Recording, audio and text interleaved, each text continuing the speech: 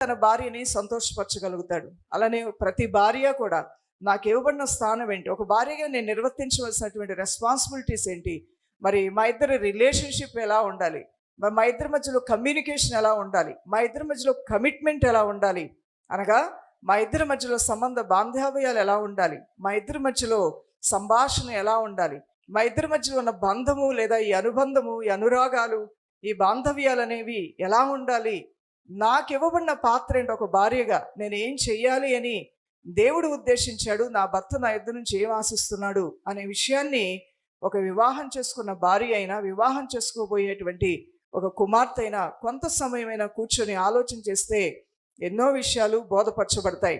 ప్రతి కుటుంబంలో ప్రాముఖ్యంగా భార్యాభర్తల జీవితాల్లో మంచి కార్యాలు ఎప్పుడూ కూడా ఉబుకుతూనే ఉండాలి.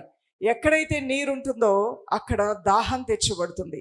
ఎక్కడైతే నీరుంటుందో ఆ చుట్టూ ఉన్నటువంటి నేల మెత్తగా ఉంటుంది. ఆ నేల మెత్తగా ఉండటం వలన అక్కడ ఏ చెట్టు వేసినా అది ఏపుగా పెరుగుతుంది, పచ్చగా ఉంటుంది, మంచి ఫలాలను ఇస్తుంది.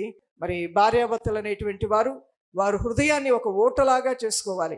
వారి యొక్క ఆలోచన విధానంలో జీవాన్ని పెట్టుకోవాలి. వారి కుటుంబాన్ని ఎప్పుడూ కూడా లైవ్లీహుడ్ అంటే లైవ్లో పెట్టుకోవాలి.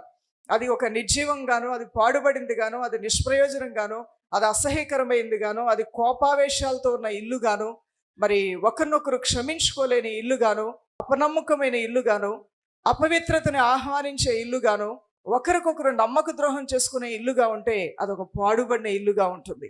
ప్రభు అయిన దేవుడు అలా ఉండాలని కోరుకోవట్లేదు. ఎందుకంటే కుటుంబాలకు